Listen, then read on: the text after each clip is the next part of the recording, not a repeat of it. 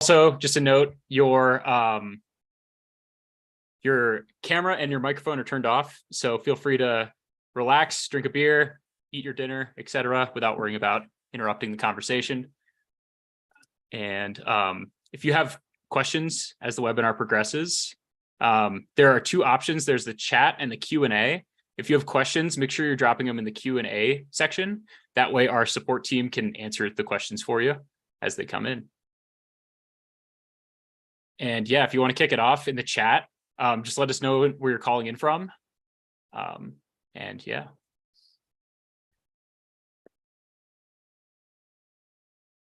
So Cody joins us today from an undisclosed location.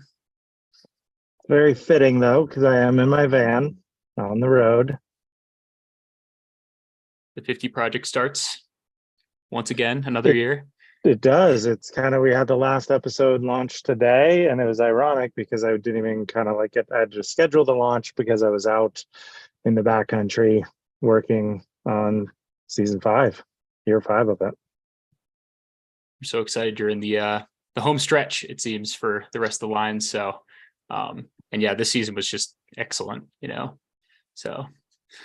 Thank you. Yeah, no, it's the one thing I will say is there's 7 left, but it's a hard 7.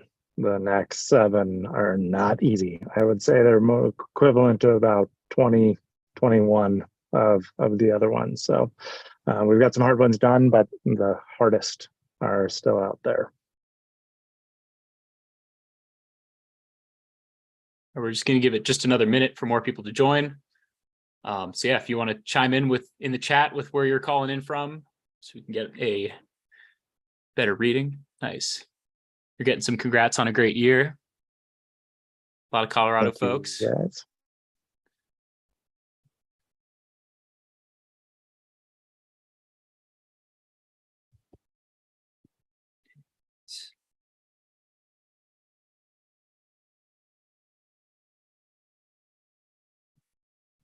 Oh, the chat is now open. Oh, wow. Nice. Yeah. Great. There it is.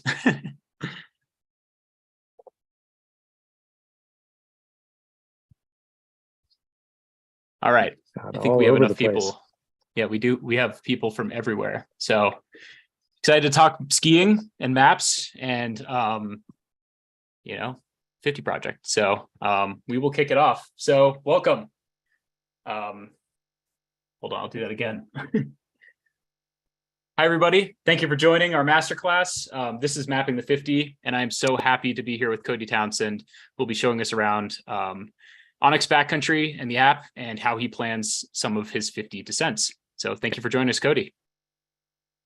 Yeah, stoked to be here. Stoked to talk with all you guys that are watching and get a little insight to kind of a lot of how this process has gone on. And mapping has been very key to it, even from the years prior that I even started this project or announced it to the world.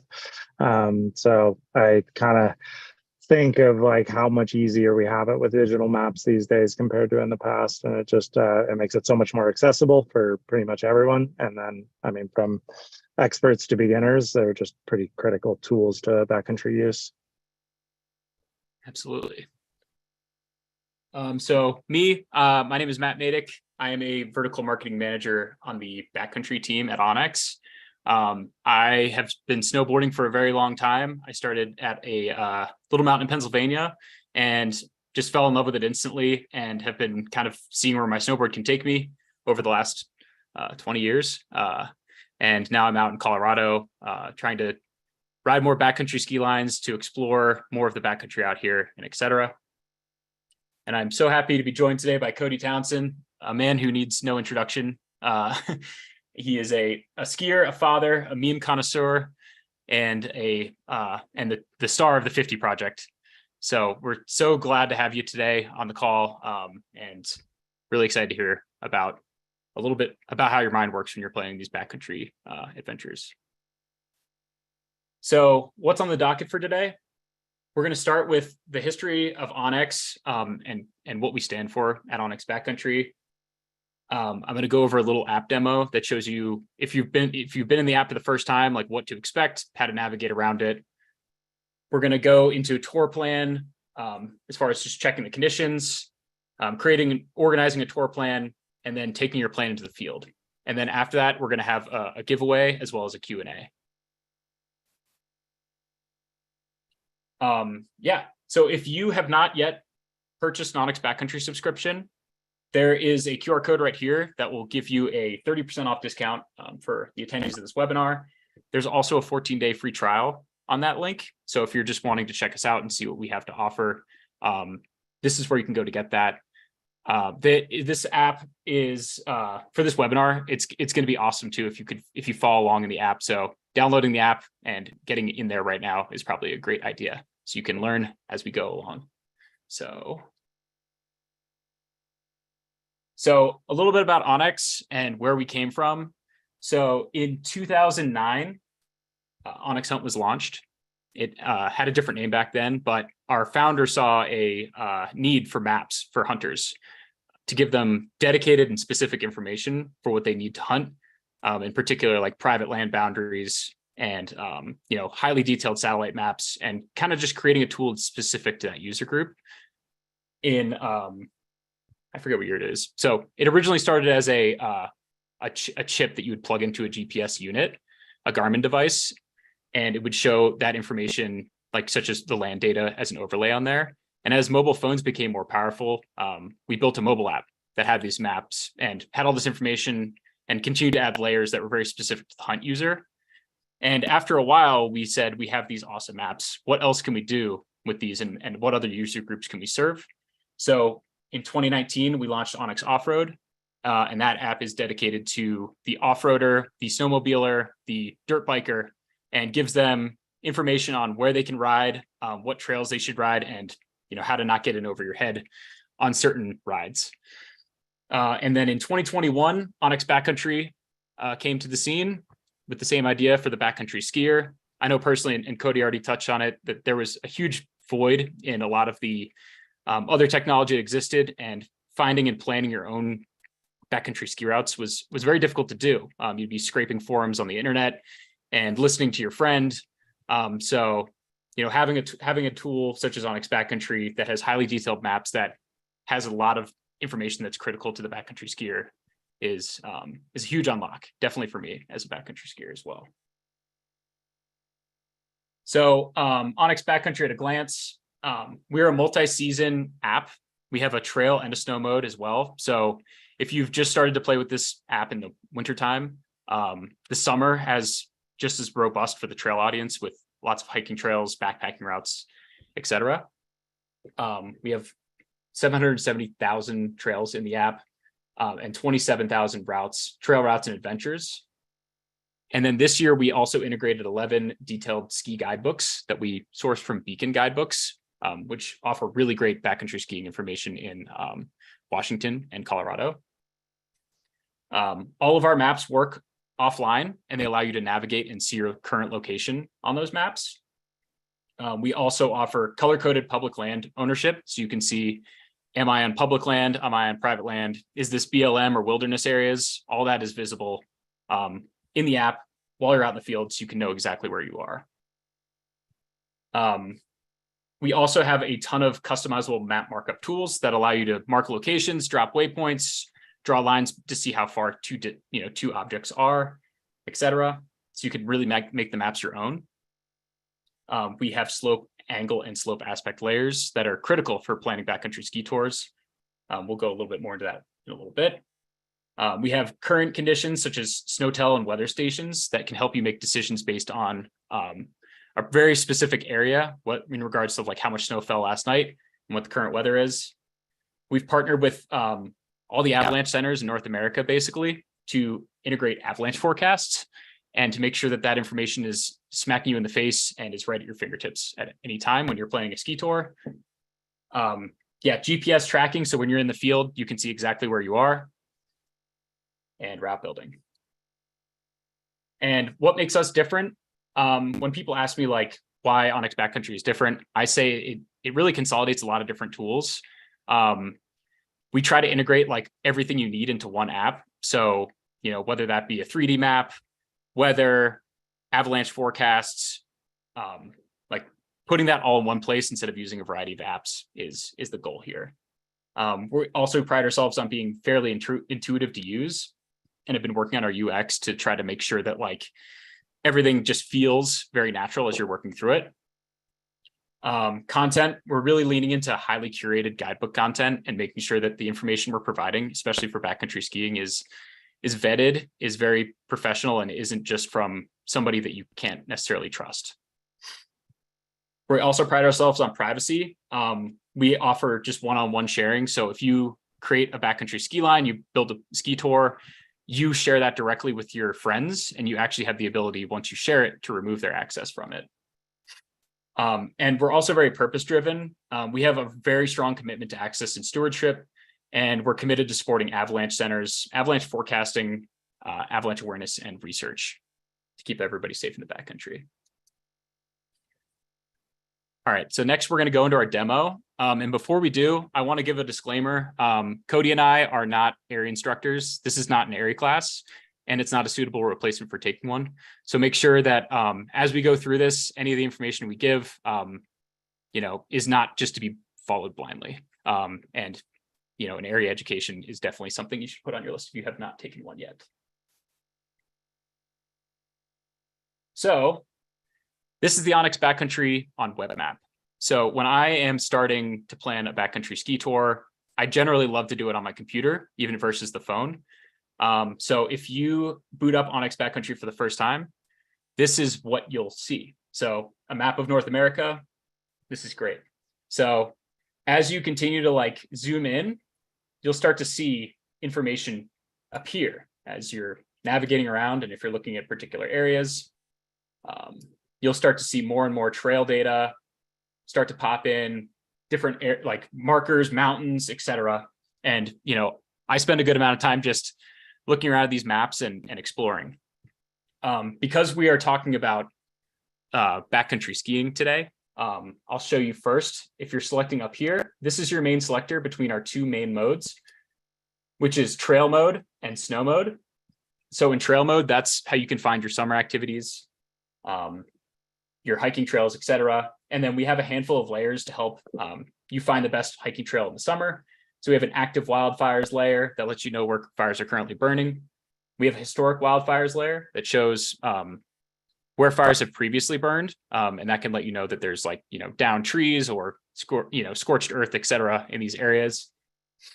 We also have air quality layers, such as the air quality layer, which shows air quality index information for current air conditions, and then a smoke forecast to let you know where the smoke is moving to.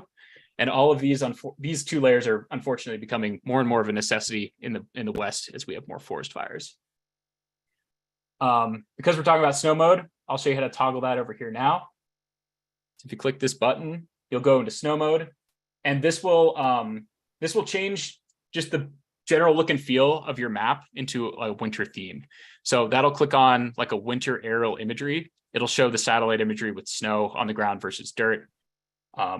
And then you'll have a handful of things to select. So right here, you can select your activity type. So if you're looking for backcountry ski lines, you can click this one.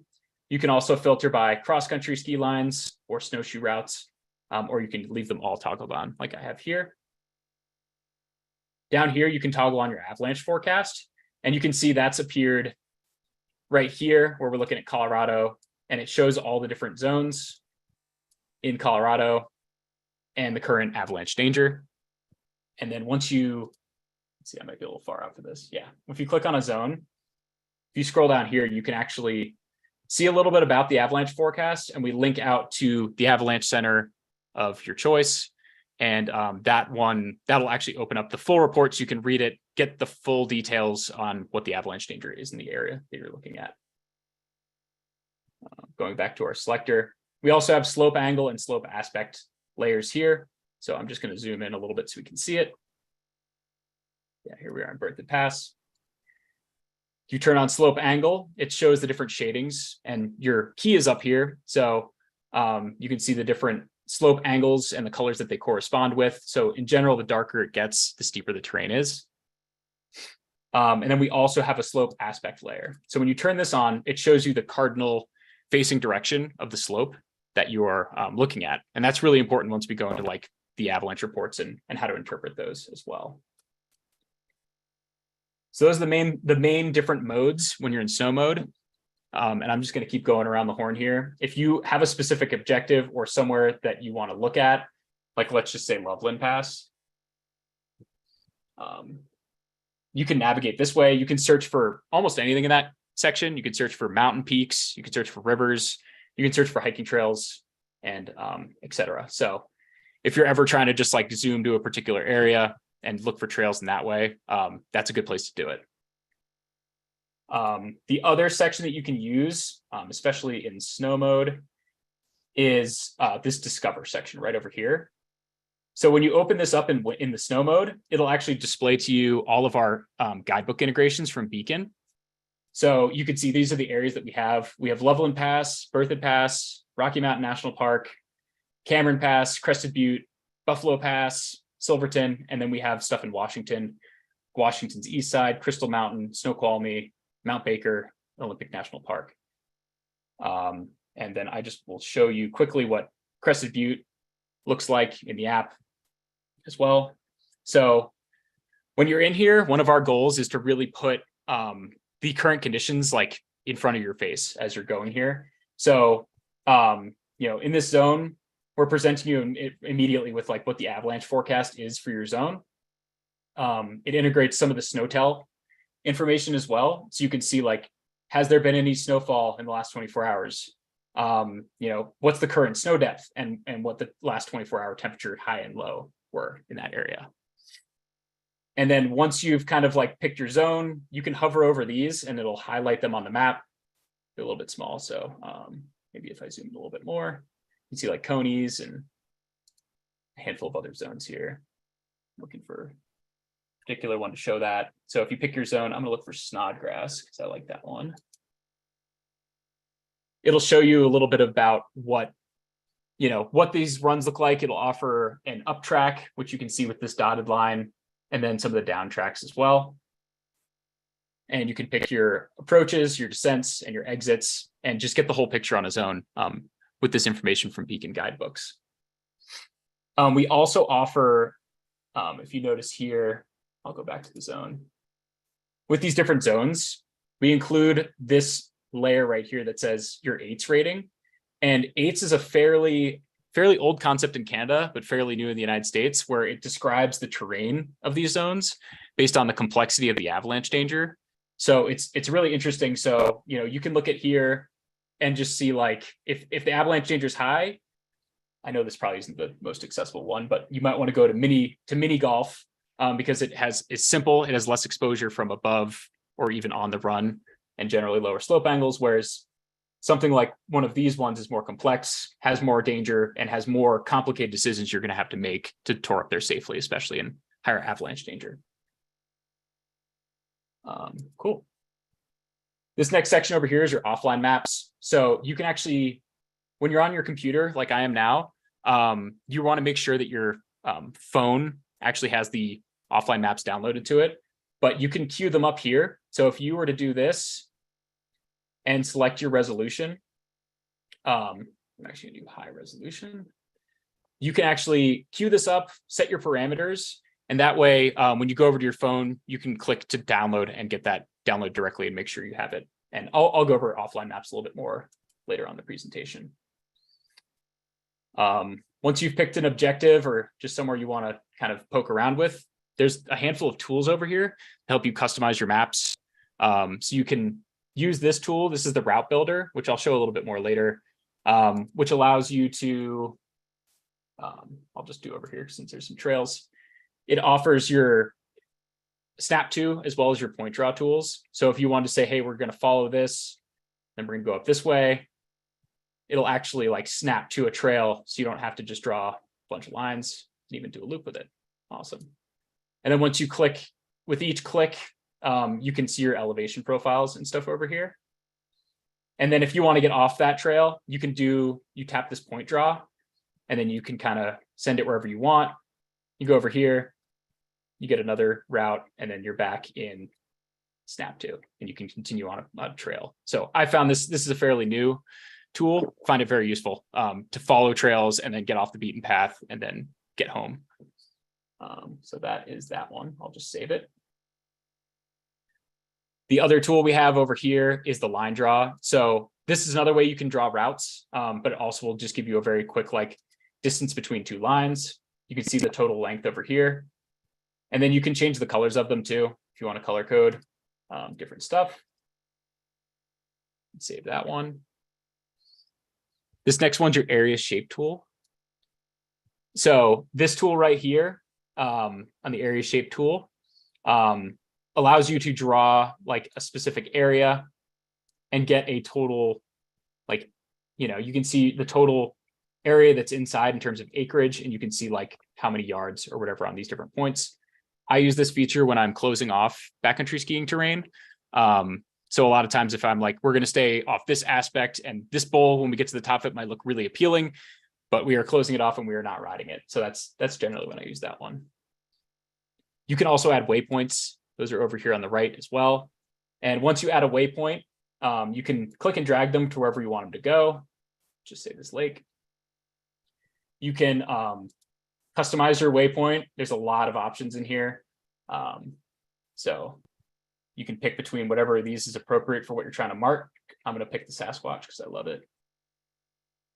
And then once you go down here, you can choose your color, just like the other ones as well. And you can even upload a photo if you have any photos on your computer, or even if you're in the field on the mobile device, you can upload photos directly from that. So I always like to mark photo waypoints to remember what I'm looking for, or even mark obstacles or cliffs or other things like that.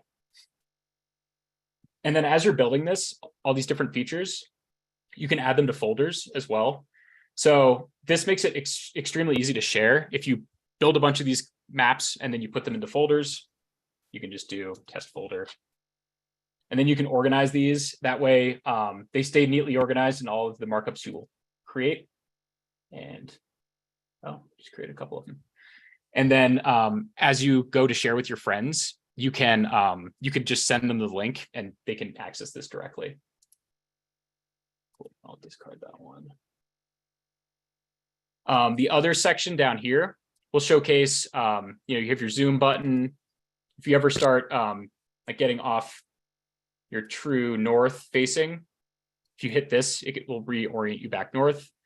And yeah, if you're I forgot to mention, if you're moving around in the map and you want to like tilt, you hold down the control button and click. So if you want to pan this way, you can do that. And if you want to drop into 3D, you just drag down. Down here in the bottom right corner is where you're going to change your map type. So your base map. So right now we're in topo, but you can switch to satellite if you'd like as well. And that'll show you satellite imagery in 3D. And you can also switch to a hybrid view, which is kind of the best of both worlds. You have your satellite view, so you can see the trees and what kind of terrain lays underneath it. And then you also have the topo lines that will let you know like the elevation profiles as you go through there. And then again, all of our layers here, like slope angle and slope aspect, also work in 3D. So you can toggle these on and get a better reading of these different zones right here in the app without having to look elsewhere. And I think that's pretty much all I wanted to go over today from the maps. So now that we've kind of oriented ourselves on what onX Backcountry is and what it can do, we should dive into our mission for the day. So before this, Cody and I talked about looking at the Silver Couloir, one of the 50 classics near Frisco. And here it is. So with that said, I'm going to start working with Cody now, and we're going to plan a route up one of these 50 classic ski descents. And I'm actually going to turn off our lines. So there's no cheating. Yeah. Yeah, thanks, Matt. One thing I'll say, and why we decided to do the silver for today, is like the definition of what makes a classic is really wishy-washy. Even when I ask the authors who are quite friends of mine kind of didn't have necessarily a great answer for it, but now having done a strong majority of them, what I would take away is what this book is so special is that there's a line in here for every backcountry skier. So if you are a beginner backcountry skier, you're just getting into it, there are classics in here that you dream about doing one day. Buffalo Mountain in the Silver Couloir is like that. If you live in Summit County or in Colorado, you drive right by it, you see it, you know, you probably see tracks down it. You're like, whoa, what is that? That is beautiful. It's like the local town backcountry lap. I had never heard of it from being from afar, but then as you kind of come into the zone and talk with people, you realize you're like, yeah, this is the classic. This is our backyard backcountry lap. But then the book also has classics that like more the intermediate, more to the advanced would dream of, and then all the way to the absolute, some of the best ski mountaineers in the world, what they dream about. So it's kind of got a cool array of difficulty with his book. There's things like the Silver Couloir, there's like Mount Shasta, which when I first started backcountry skiing was the line I dreamed about. I was like 7,000 vert, doing it in late May, early June. That sounds amazing. That's a huge climb. Once I did it, it became a thing. I guess to do this, I know it is so freaking fun. But then there's those ones that you're like, I've been dreaming about for a long time, like the Grand Teton. And then as I've been getting through this project and getting my skills in ski mountaineering and backcountry skiing as they progress, those are when I start to come to, you know, look at the Mount St. Elias's and the University Peaks are the ones that I'm dreaming about. So for Silver Couloir today, this is an accessible one for a lot of people. It does have its hazards, that's for sure, just like any kind of backcountry skiing, and we'll kind of go into it right now.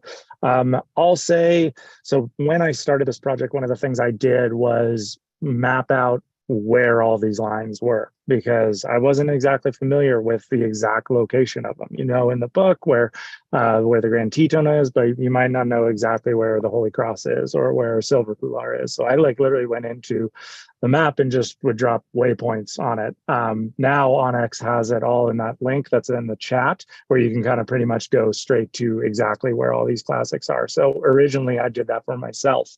From afar too, when I had an open slate, what I would do was look at a wider range of avalanche forecasts. And this is where onX, one of the first things that I would do was when I open the app and I'm trying to figure out what part of the country do I go to, I would go into 2D mode and go into put the avalanche forecast layer and pull way out. So you're seeing like western half of US and western half of BC. And just look at, all right, where's good? And you can kind of start to see, like Matt will kind of go into it, where the trends of just general avalanche forecasts are. So, I mean, we can already see right here as we look into it. Yeah, there's a good angle of it. Right now, I would be already thinking like Colorado's probably where I want to start looking. This is kind of how I would treat each day. You know, obviously we're in considerable and orange up in the Pacific Northwest. Utah's got a little bit of a mix. So I'm going to start narrowing my focus onto Colorado. From there is when I'd start clicking on the actual forecast. Obviously, I would have kind of waypoints as to what are there. We can go into the forecast for the Frisco region, the Summit County region, and click on it. And this is one thing that I found pretty interesting. There's one piece of data when it comes to avalanche forecasts that kind of has always concerned me. From website data, avalanche centers have shown the average person looks at an avalanche forecast for 8 seconds, which is not enough time to get a proper evaluation of the snowpack. And for me, from afar, I really need to nail down what this forecast says. And these forecast centers do such a great job of explaining what has been going on, not only for that day and for the day they're forecasting for, but the weeks beforehand. So I'm going in, I'm not just looking at the colors, the bricks, and just being like, hey, is it yellow? Cool, it's good to go. Because there's a thing that I learned through this project. There's a thing in Colorado called super scary moderate. And you're only going to figure out if it's super scary moderate if you start reading the actual forecast. And scary moderate is pretty unique to Colorado. It's a thing where there's a low probability of an avalanche, but it would probably be a high consequence avalanche. So I'm going to start reading down through here, and let's we can kind of, I'm going to just read through this right now because I'm not there right now. I don't know what's going on, and this is going to help me as we start to evaluate and go through the map of the silver couloir. So you can trigger an avalanche on north through east to south facing slopes at upper elevations. New snow combined with strong northerly winds will create a cohesive slab. The most dangerous slopes are where you spot a smooth, rounded snow surface or see cornices forming directly below the ridge lines or on the sides of gullies. On more southerly facing slopes, expect to trigger an avalanche more easily as this new load will rest on top of a melt freeze crust. Seek wind-sheltered slopes at low elevations if the snow cracks, collapses, or the snow starts to feel and sound hollow or underneath you. So put that in the memory bank. You can keep going down and going to, if you scroll down to the avalanche problems, it kind of goes a little bit more into it to see what the aspects are. So the likelihood on south to east is possible, but small. The persistent slab, which is something that should scare everybody. It's kind of a thing that in a lot of my skier circles, we joke around about. If we have a persistent weak slab, what do? We leave, just don't go there. In Colorado, they can be very persistent for an entire year, all the way up until spring when things start healing. So the persistent slab is possible, but large, and those are on northwest, east, and a little bit of southeast, all near tree line and above tree line. So these are the things I'm going to be really studying and wanting to spend, again, way more than 8 seconds on this. You're going to get the most information. I really like the tool too if you're a traveling skier, if you want to go somewhere to be able to pull out, kind of see where's within driving distance and where's looking good. So yeah, we can kind of go back to the map now that we've kind of gotten through the avalanche forecast. Sweet, let's go zoom in on the Buffalo Mountain.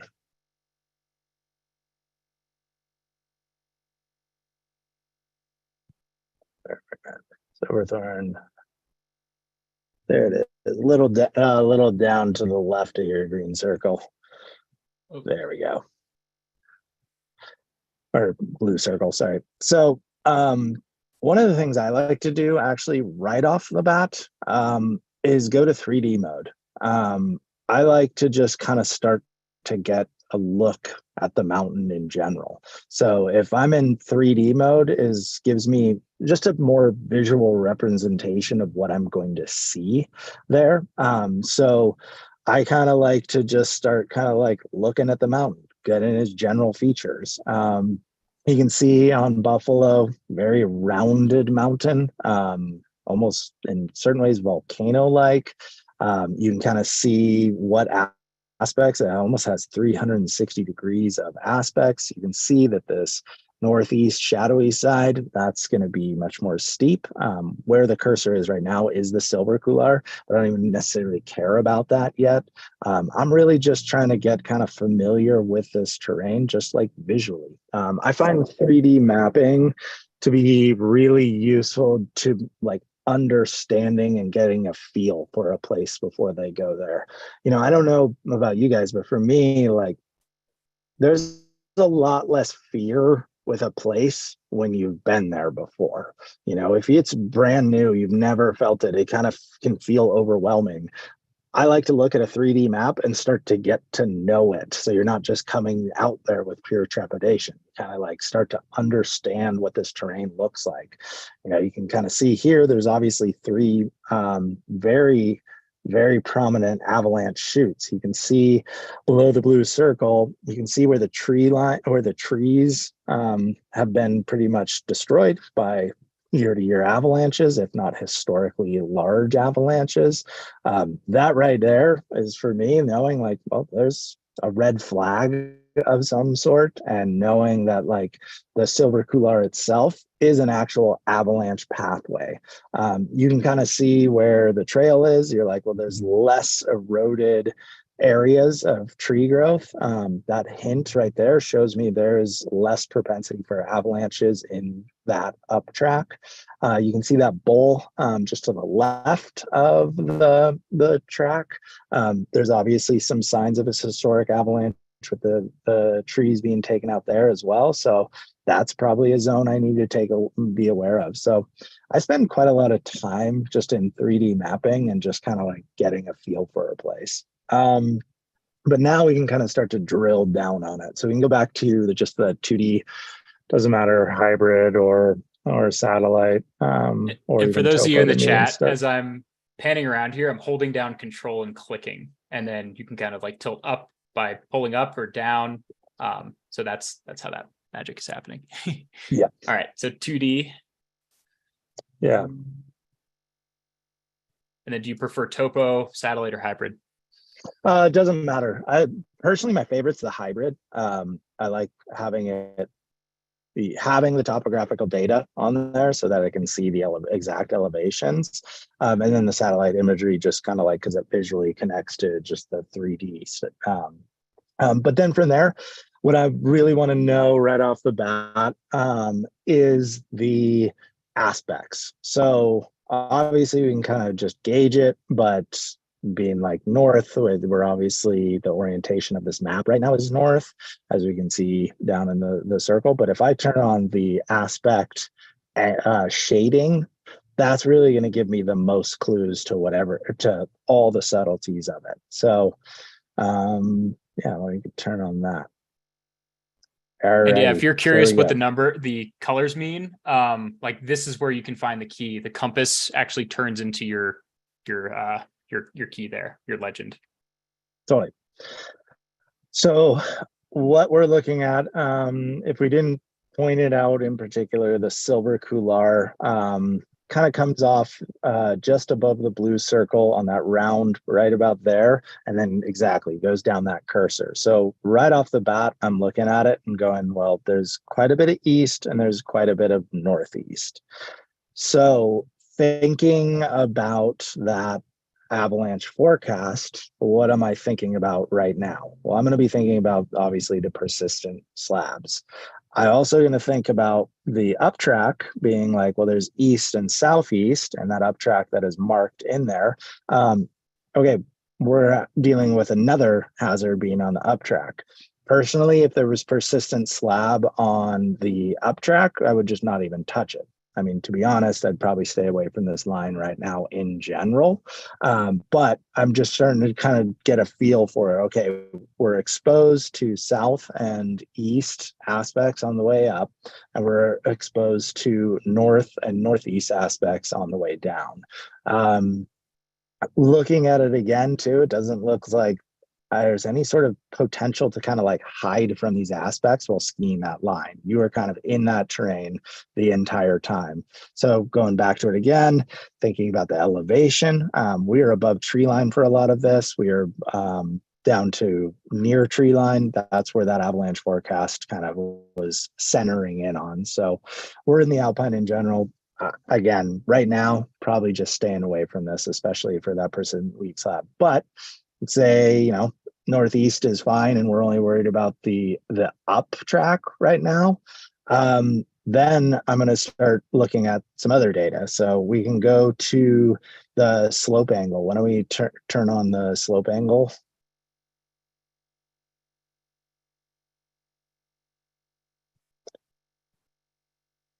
So this would make me really happy right off the bat. So we can see the legend up there. We got green 20 to 25, kind of yellow 20 to 30. And as we start to get to orange 30, 35, and obviously upwards. But I'm sure most of you are well aware of that majority of avalanches, pretty much all avalanches, break between 30 and 45 degrees. There's some little bit of margin for error, and there are some historicals of slopes breaking at about 28, 29, but in general, 30 to 45 degrees is the most dangerous slope angle that you're going to be dealing with. So what I'm seeing right off this slope angle is that the up, for the most part, is actually pretty good. Like we're looking at very moderate below avalanche angle tracks on the way up. So that gives me a couple hints right off the bat that I'm not going to be exposed to very much danger on the up. Plus, that combined with that avalanche forecast, being that it was on, they have the northwesterly winds and creating some small and possible avalanches on south and southeast aspects.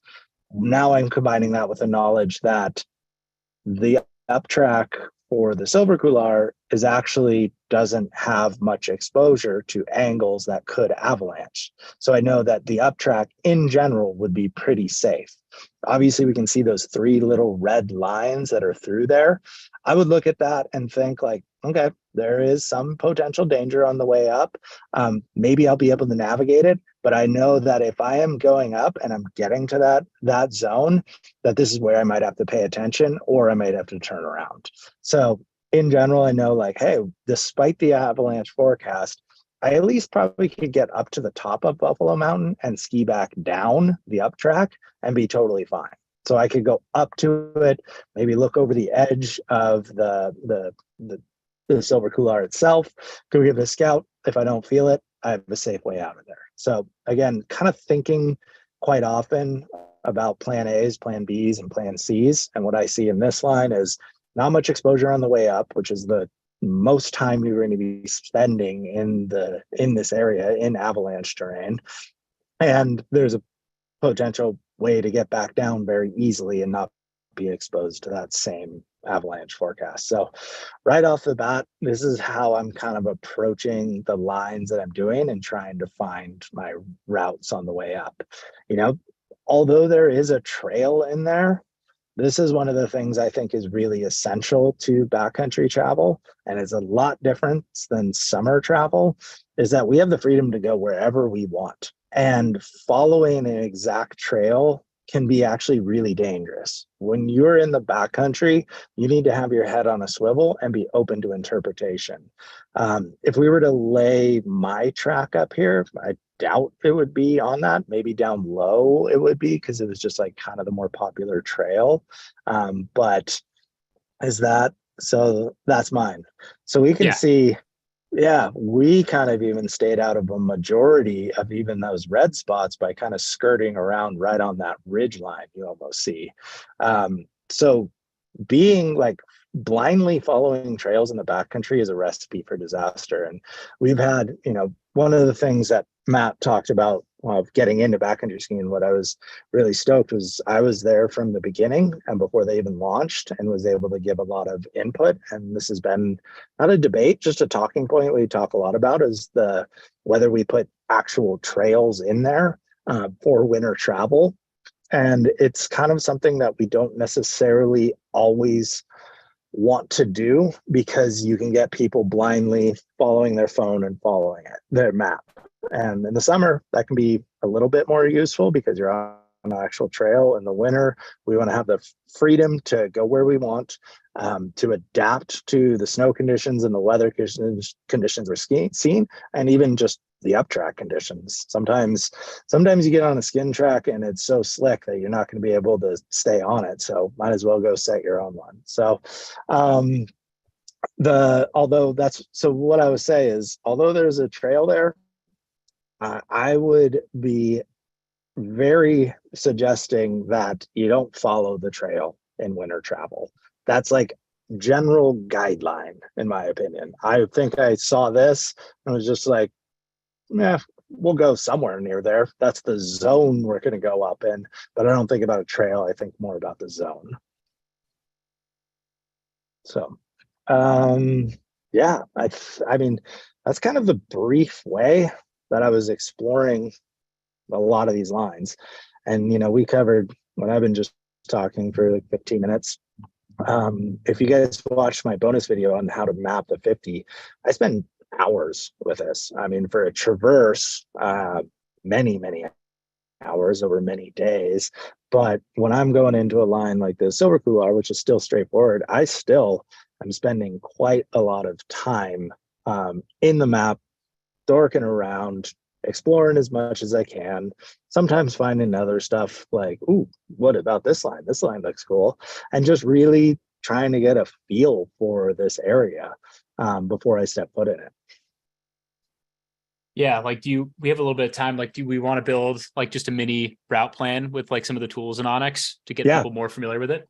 Yeah, for sure. Let's go into some of the route planning in general. One of my favorite things.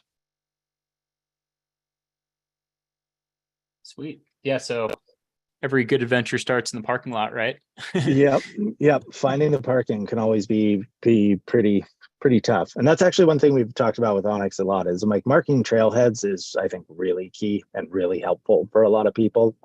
Parking is becoming more and more of an issue, obviously with the explosion of it, but at least knowing where the general region of parking is can be really helpful. Like I had no idea where we parked for this, but I saw it on the map and I was like, okay, I'll meet you there, which was our local guy, Teague Holmes. We marked right there. So I've talked about this in episodes before, but the kind of the most critical aspect for me in planning a day is getting a general sense of how much mileage and how much vert we're going to cover. So if there's not a preloaded thing in here, I go into the route tools and start drawing lines and trying to get a rough estimate of exactly like how long this is going to take, how prepared I need to be both physically, mentally, and food and water wise, and just get a general region like what time of day we need to start, how long is this going to take, what time we need to drop in. So why don't we just kind of go from the park to the trailhead and draw a little map to the summit. Nice. Or a little route. Yeah, so I know like, there's this summer trail right here that we were kind of looking at earlier. When your group did it, you kind of cut through here. Any tips or tricks for using these satellite maps to avoid bushwhacks from hell that we've seen in some of the episodes of the 50? Yeah, just avoid some of the episodes of the 50. No, I mean, in all honesty, what I'm generally trying to do here is not find the exact route I'm going to take. I'm just trying to get a general sense. Like, obviously, if there is a pre-established trail there, it might make a hint of me, but I'm going to draw straight from the parking lot, maybe make one or two little points. So exactly that, and then get kind of like, and then go to the summit and just, I want to know like, what's the vert that this is going to be. So why don't we just keep putting that to at least the top of the silver, if not the summit. Trying to avoid a little bit of the dark terrain, but this is our summit. So we can label this one our up track. Yep.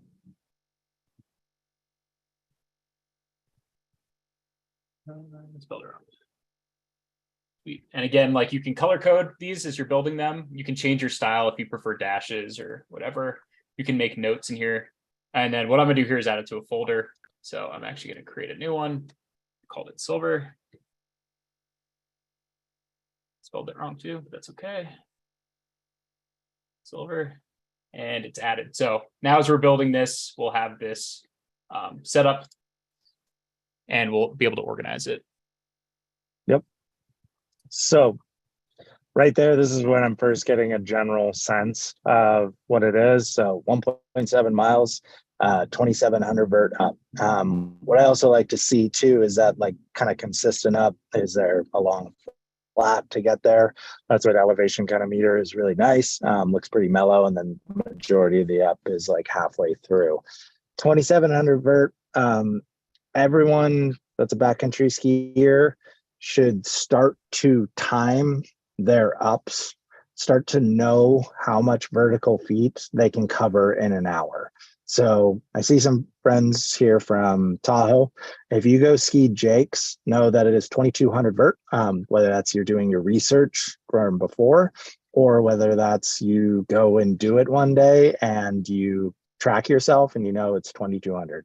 So at that point, also note how long it took you to get there, how many breaks you had to take, all that kind of stuff, because you need to start knowing and calculating your vert per hour rate. I don't necessarily know my flat ground per hour rate. I know there's calculations out there, but I really want to know like, hey, this is the vert per hour I do and what we can do.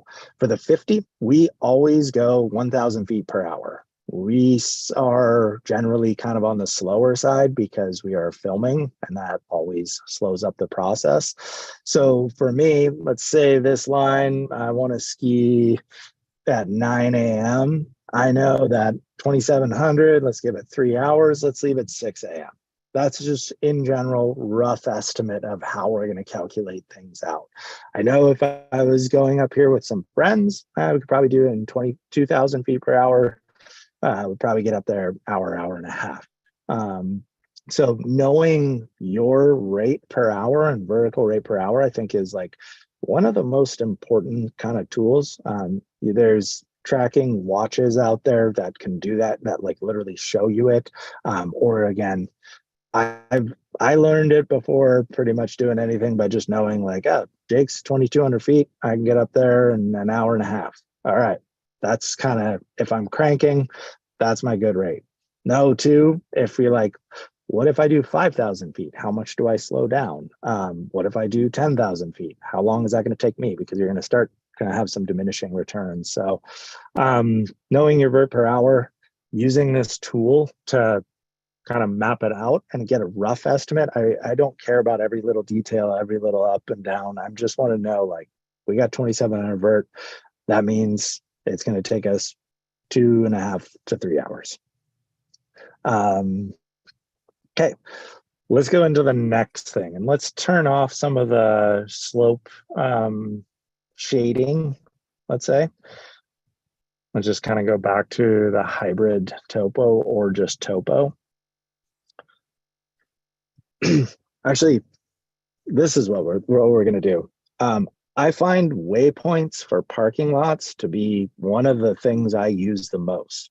If you are a West Shore tour in Tahoe, I actually have waypoints for every single place I generally park because it's kind of a maze out there and there's all these random drainages and it gets really, you can get stuck in a drainage that's really treed and really hard to find your way out and you don't know where your car is. And I frequently flip open my phone and just look at the waypoint. So let's throw a waypoint at the parking lot because there's one thing specific to this line and just in general that I like to do. One, it's just nice to know where your car is. So if you don't remember exactly or if you forgot to track or something like that. And then what I want to look at is where is the exit of the line in relation to the car? So we're looking at just on the topo, I think we're at about 10,000 feet. Yeah, no worries. Okay, here's a 10,000 foot line right here. So that's a 10,000. So 98. we're 98. So we're at 98. And then what I'm looking at the exit of that line is that the avalanche path of the Silver Couloir, which is right near the 9,800 foot topo. So I know that if I ski this thing out through the trees, I'm going to be below my car. Pretty critical to know when you're planning the ski, and especially on Silver Couloir. You also know that at this point, I'm going to be potentially going a completely different way to get back to my car. I'm not going up and down like a lot of kind of local tour areas. So what I'm going to start to think about in this sort of way is like there's some sort of traverse and or hike back out of this line. I don't, sure, you could probably start like traversing really high, but then what's the point? You kind of would ski half the line and do this epic traverse. So at that point, like knowing where my waypoint is, putting it in my phone and my offline map will pretty much help me understand exactly where I am in relation to the car when I get down to the bottom of this line. Again, I think it's where I use waypoints the most for is where I parked my car.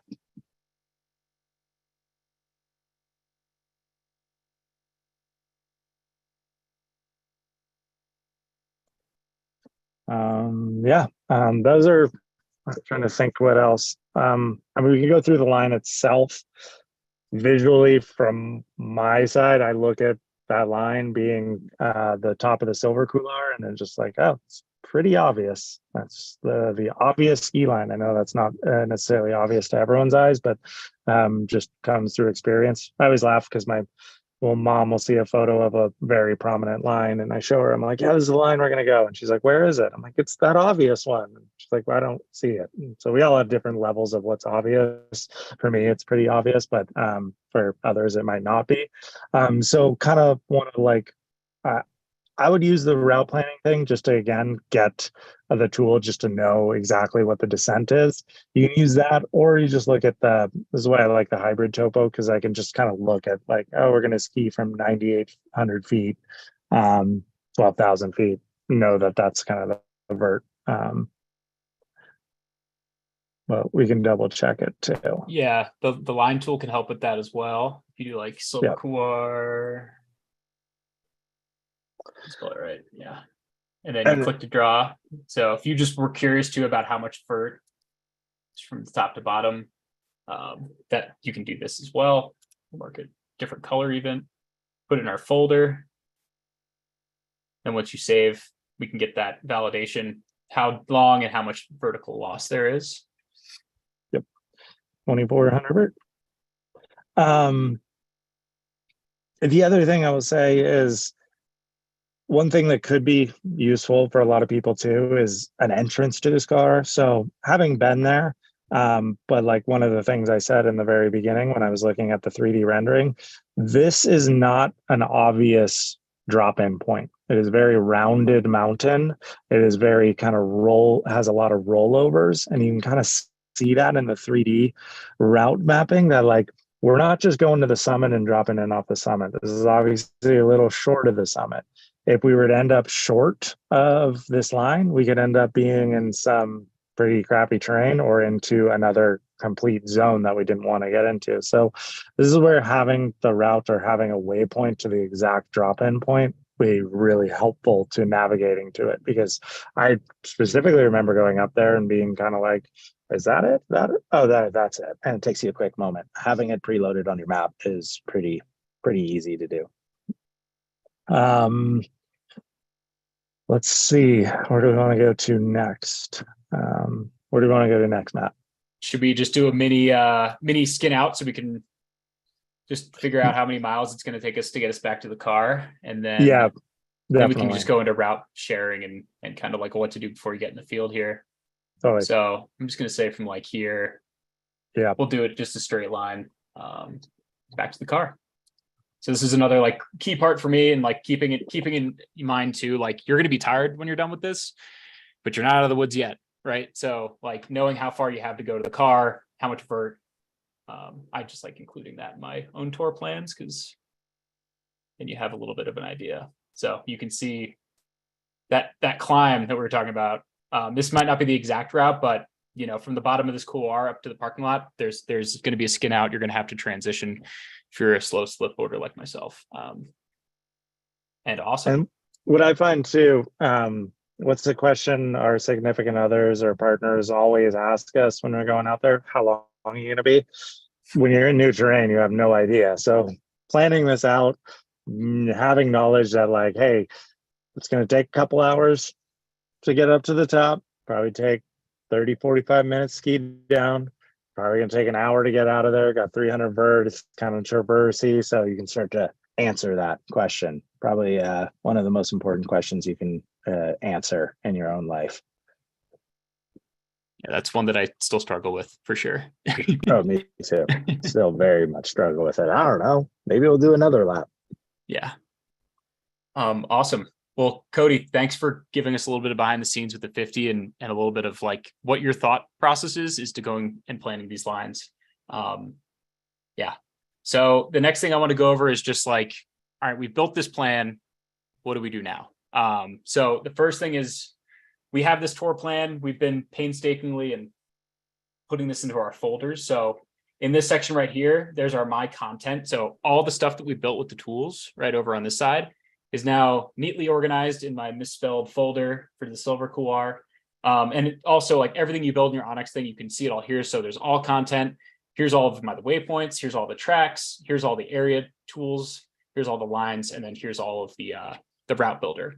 So because we've done a good job of organizing all this for the tour plan, I can click into this folder right here. You can double check to make sure it's all here and it's all neatly organized. And then you can hit the share button. Oh, I don't know the name yet. It's my burner account.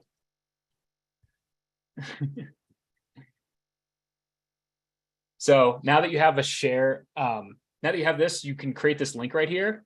And when you send this to your friends in your group text, they will all be able to import these lines into their own onX Backcountry accounts. So this is the easiest way to just share this data and this beta with your friends.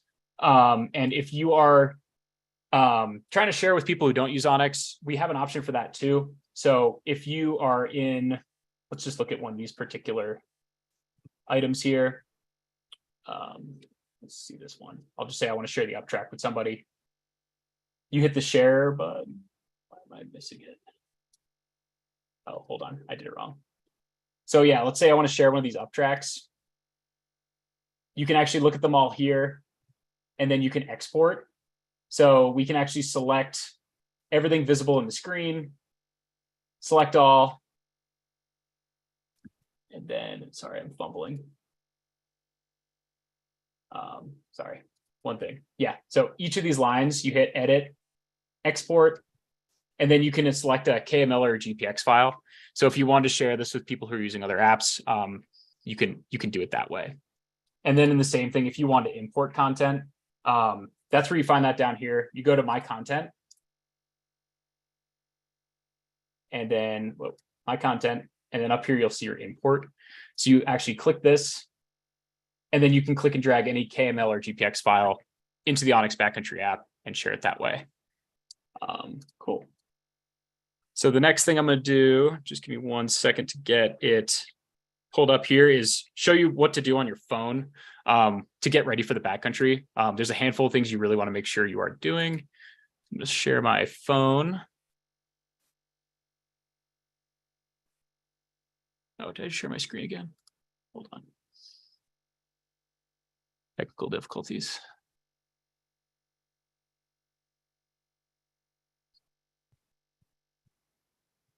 All right, can you all see my phone? Yep. Awesome. Gotcha. So you can see when you're building this information on your onX account that's logged in on your computer, you don't need to move GPX files around to your phone or do anything in particular. Basically, everything that you build on WebMap gets synced automatically with your phone. So without having to do much work at all, here's the line that we just spent the last hour talking about and building, and here it is. So before you go into the backcountry, you need to make sure you download your offline maps. So I think I can show where this is. The little wiggle right here in this bottom section, you can click this offline maps button. And once you hit that, it kind of gives you an ability to select where you want to download. So for me, I always like using the 5 mile wide resolution. It's the highest resolution. And I want to make sure that each of those topo lines are as crisp as they can be.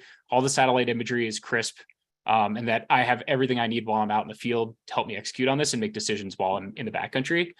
So I've selected the 5 miles wide. You can name them. I'm just going to call it silver. And then you hit save. And then you can watch here as it downloads. Don't leave cell service until this downloads all the way, completes your download. And then we're at 99, asking for a review. So yeah, you can see the check here. It is fully downloaded, and I always like to test it. So right here, you see this go offline button.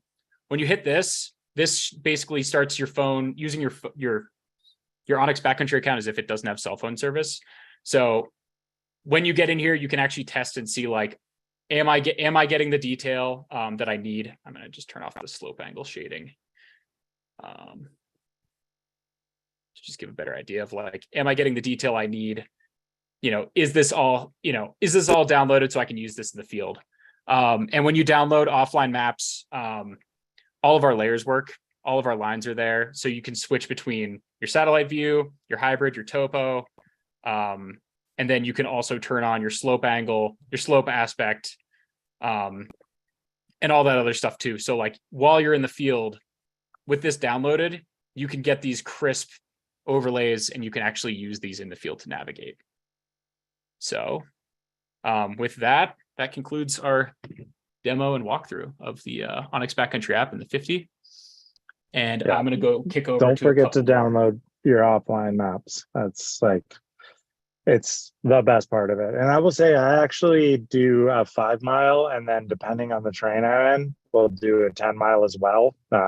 Just to have like the very detailed resolution when I want to drill in on information, but then also have the wide if I need to go out the mountain in a way I didn't expect, or there's, if we're having to go to plan D to get out of there, am I going to find a trailhead in some other place? So I actually tend to download both, and I tend to label one as like high res and then like medium res or low res. So just I kind of like to have them all when I'm out there.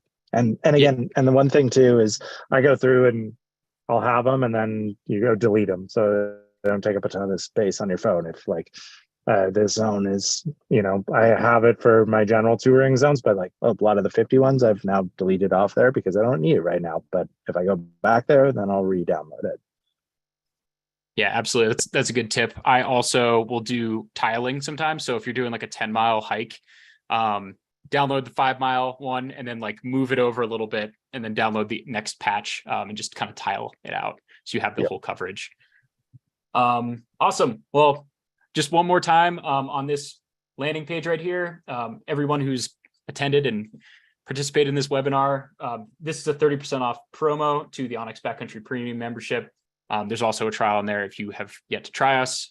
So please scan this or click the link. And then we're also doing a giveaway today. Thank you for joining. We're giving away 25 onX Backcountry hats. So just go to this landing page, scan this QR code to enter. We'll close entrance tonight. So do it now and we'll notify winners soon. Okay. Now we're going to move into some Q&A. I know the chat has been firing, and thank you so much to our customer experience team and everyone else on the webinar who's working behind the scenes so hard to answer all your questions. So sweet. So we have some 50 related questions, which I think we'll start with. So Cody, what's a highlight and a low light that we might not have seen in an actual 50 episode? It's probably the in-between stuff.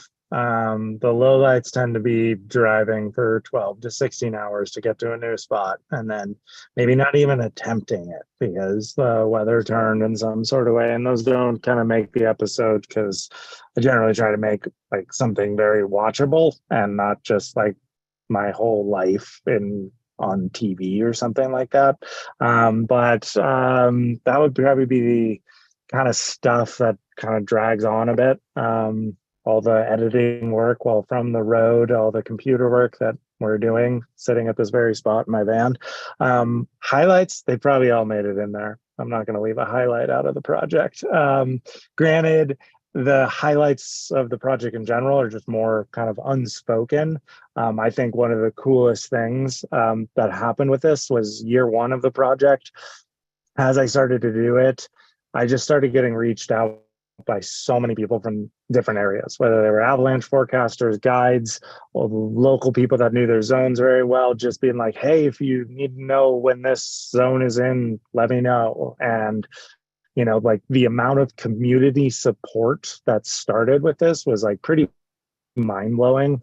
And it just showed me like how rad skiers and snowboarders are. Just like, here's this goal, this thing that I have, and like the whole skiing and snowboard community kind of were like, hey, let's help you out on it. And people that I had never met before that became like friends and serious contacts, or, that I would go into the mountains with, kind of reached out of the blue to help give me information and let me know of timing when certain things were in. It was it's probably been the coolest part of it, was like the community aspect of it. And that gets less shown in the episodes.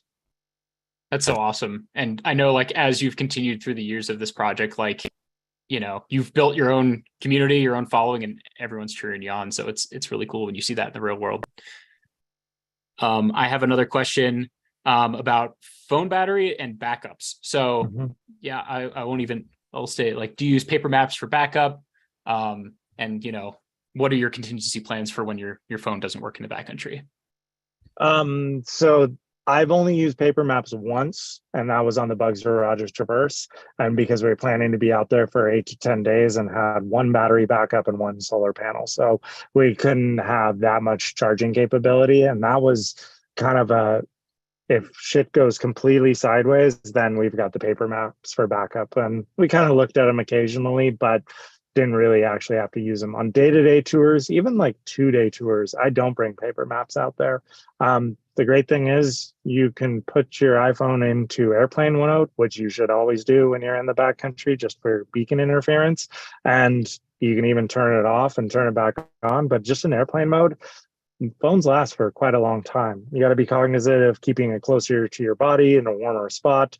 And if it is going to be 2-3 days, maybe bring a small lightweight battery charger. Nightcore has some really good ones, or just even Apple has the one that magnets to your back, the back of the phone. But the other thing too is the backup is make sure everyone has a map. Everyone in your party has it downloaded, has the route. That's why the route sharing is really important. Making sure that every single person has one kind of ensures that you are going to have that backup. But lightweight charging solution is probably going to be one of the easiest ways if you're going to be out there for a few days. Otherwise, airplane mode, offline maps, I've never had an issue with battery life. Oh, that's great. We have another question here. Do you still ski lines for fun or just the 50? Oh yeah, totally. I ski. I've had a really great winter. I haven't skied a 50 line for year 5 yet. And I've been skiing a ton. So yeah, of course. I'm down skiing for fun right now. So no, the 50 is just like a goal. Otherwise, I'm skiing 6 days a week for sure. We have another one. How to use onX to your advantage when heading for a new objective that is very little or no beta from any source? That's when mapping comes at the most advantage. And I think of like Mount St. Elias as to be one of them. And that's the kind of place where you're trying to study maps as much as possible. You're trying to get to know the terrain so well before you ever step foot on it. See every aspect of that mountain. What are our potential up routes? What are our potential down routes? Everything. Plugging in waypoints that you can find from historical, even things like books. If you read a book about a significant climb in the 50s, and there's talking about some place on the Hayden Shoulder, and this is where an event went down. Mark a waypoint in there. Kind of try and guesstimate where that's going to be. So that's where I find maps to be by far the most useful. Going into unknown terrain. Yeah. We have another question here. Try to phrase it good. But I think my thing is just like the art of the bail. Like, I really like how there are several episodes where you've had to turn your back on your objective, even with all the pressure you have of completing these 50 lines. Like, what's your stance on, like, when it's time to turn around, and like, how do you ease that pressure if like other people in your group want to continue when the conditions aren't lining up? Well, the team dynamics, backcountry skiing is team sport hidden and masquerading.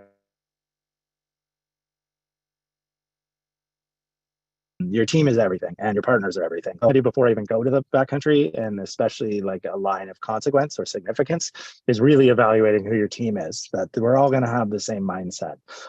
If you notice a pattern in the 50, when the lines get a little tougher, a little more consequential, I tend to go to partners, because we think alike. We have similar risk tolerances. We're willing to back down and not put up a giant fight.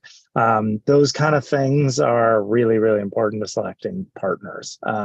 So when you know it is to turn around, that's a calculus that can take decades to kind of formulate. And I think it's something that I will be learning and practicing the rest of my life. There is no any one moment.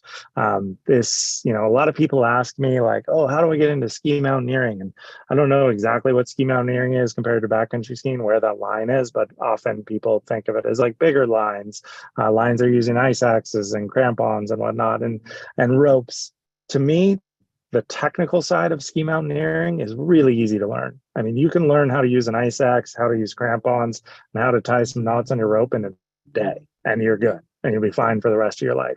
What you can't learn in a day and takes lots of years, lots of experience, and lots of patience and practice is how to make decisions. And I think that's the main differentiator between the best ski mountaineers in the world and kind of the average backcountry skier, is knowing when to push and knowing when to turn around.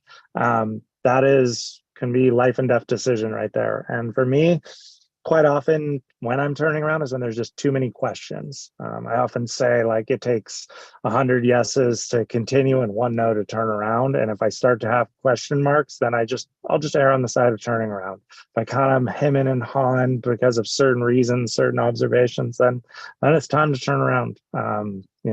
There's just too much on the line to push through that when you have those kind of questions. Yeah, that's the great perspective. Backcountry skiing is a team sport, even though it can feel very individualistic at times. So making sure your partners are dialed and you are all on the same page is a huge and critical part of finding backcountry touring partners. Speaking of backcountry touring partners, is Alex Honnold coming back for season 5? Oh, I know. He wants to rebate, which I do too, the Death Valley to Mount Whitney, but he will only do it if I do it his style, which is climbing Mount Whitney, most likely soloing those 5.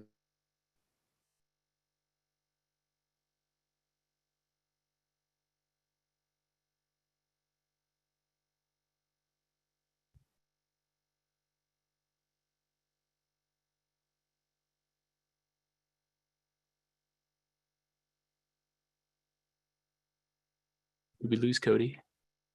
Oh no. 7 route that's like 2.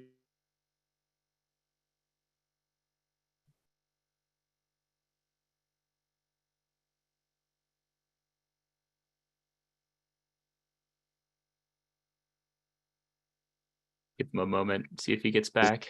Oh no. I think we're losing you, buddy.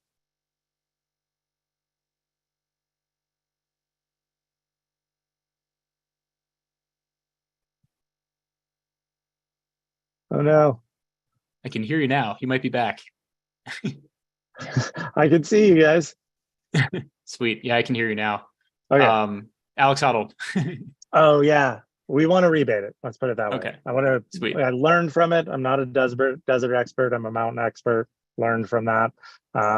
Yeah, and kind of sounds like a fun challenge. But again, now Alex has a kid. I got a kid. We'll see if we can do it again. Yeah, it was definitely one of my favorite episodes from last season.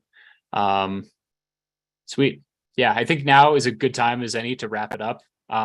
Thank you so much for your time today, Cody. I learned a lot and I just love getting your perspective as you continue through this 50 project, and just thank you so much for sharing your wisdom with all of us. And we're all inspired by what you're doing out there. So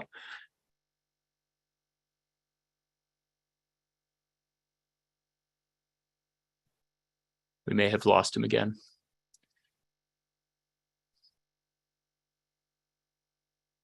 Well, on behalf of Cody Townsend, I'll give us all a buenos noches to the 50 project. Thank you all for joining today. I had a great time. Be sure to tune in. We have a lot more of these webinars coming up that will go into a lot of different objectives and stuff like that. So continue to tune into us and watch these webinars and keep on keeping safe.